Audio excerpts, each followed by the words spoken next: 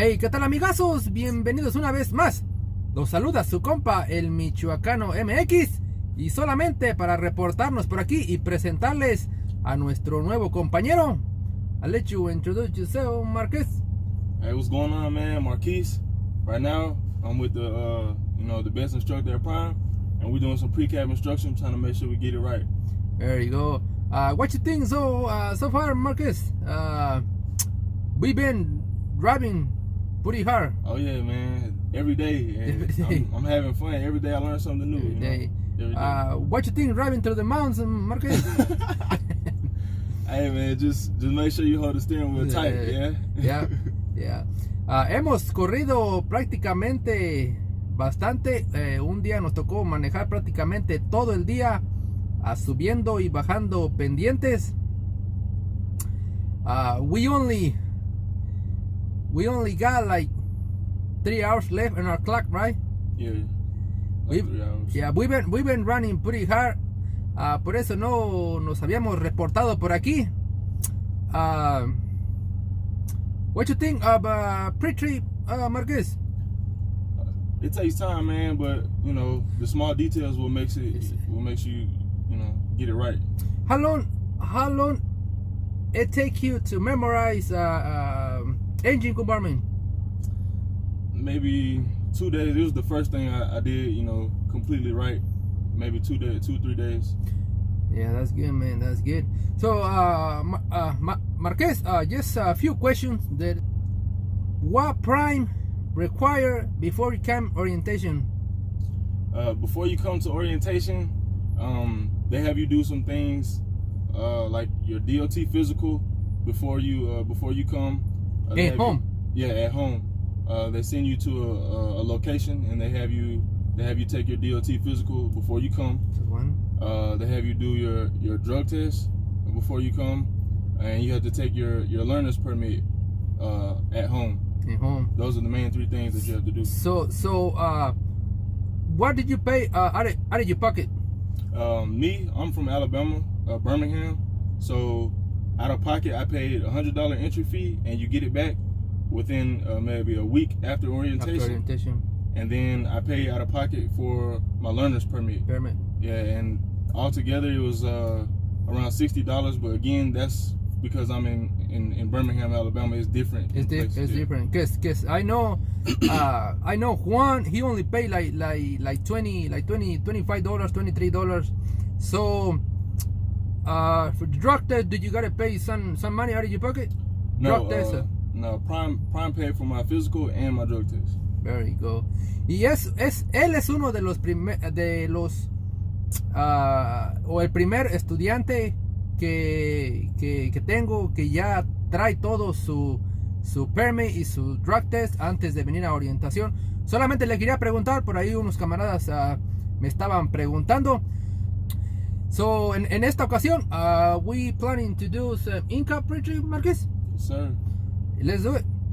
Right now, we're going to do in-cab pre-trip inspection. This is an automatic vehicle, and the wheels are chalked already. So to start, I'm going to begin with my seatbelt. It's probably mounted secured, not ripped or frayed. It adjusts and latches properly and unlatches properly. My fire extinguisher is probably mounted secured and it's fully charged. My 3 red reflective triangles are under the bump. My spare electrical fuses are in the overhead compartment. So now I'm going to perform my safe start. My protection valves are set. My transmission is in neutral. Now I'm going to turn the engine. I'm going to turn the key to the on position. And put the code. My ABS light came on. Wait for it to go off.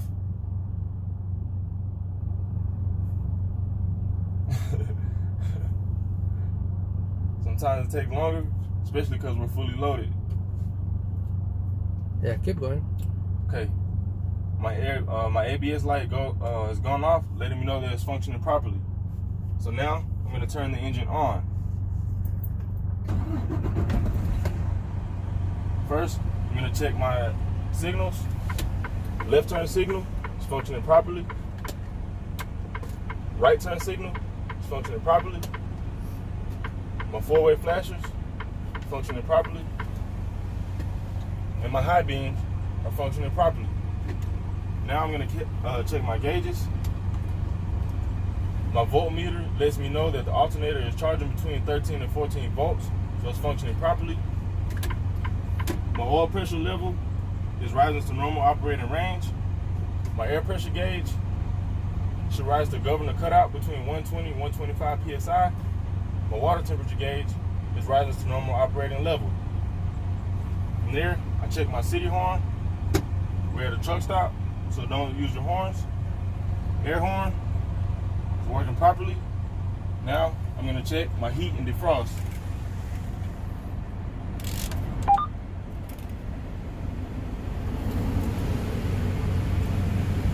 Both my heat and defrost are working properly.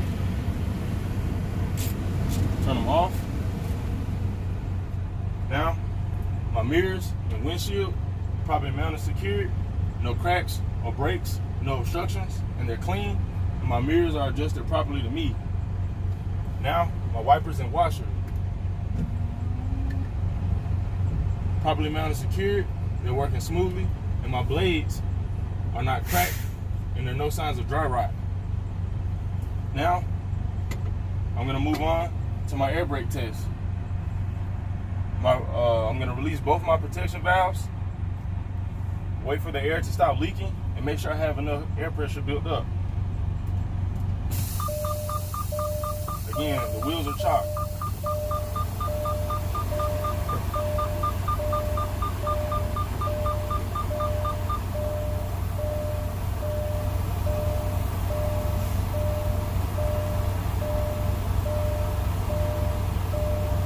I open this window, you can close.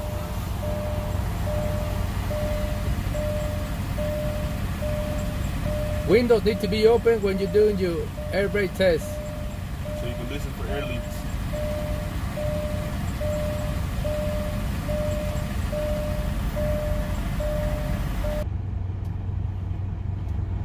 One thing that a lot of students forget to do, and it results in them failing the air brake test, is releasing both protection valves, not turning the engine off and turning the key back to the on position, as well as not having enough air pressure built.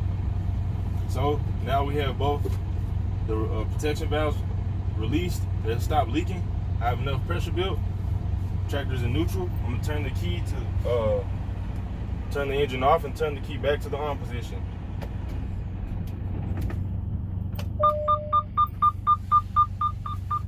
Now, for the first part of my air brake test is the applied pressure test. I'm going to fully depress my brake. Listen for air leaks, and make sure I don't lose more than 4 psi in 1 minute after my gauge is stabilized.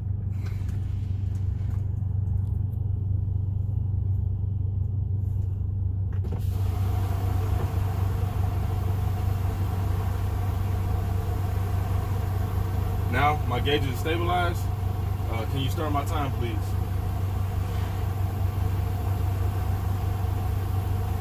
Keep full pressure, because if you let up a little bit, you fail your test.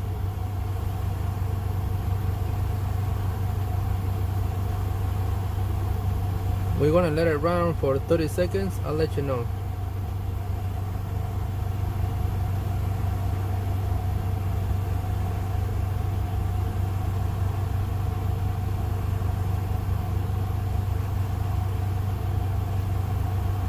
Time's up. I did not lose more than 4 psi in 1 minute, and I did not hear any air leaks. So now I'm going to move on to my warning light and buzzer test. So I'm going to pump my brakes until my warning light and buzzer come on at or before 60 psi.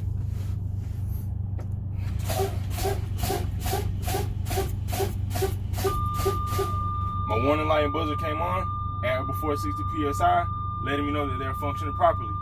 So now I'm going to perform my protection valve pop-out test, where I'm going to pump my brakes again until both valves pop out between 40 and 20 psi.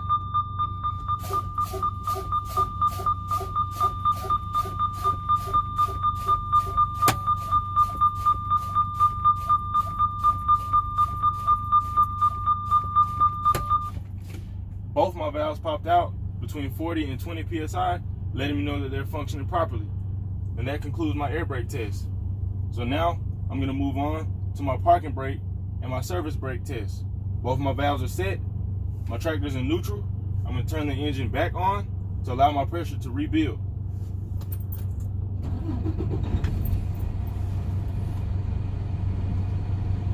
Set my RPMs, allow my pressure to build, and in that time, I'm gonna get out, loosen my chocks, and return them to the proper position.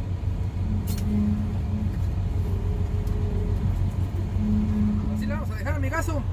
Ya en otra ocasión estaremos haciendo un pre-check completo. Solamente les quería dar un update por aquí. So, estamos hasta la próxima. Have a great day and thanks for watching.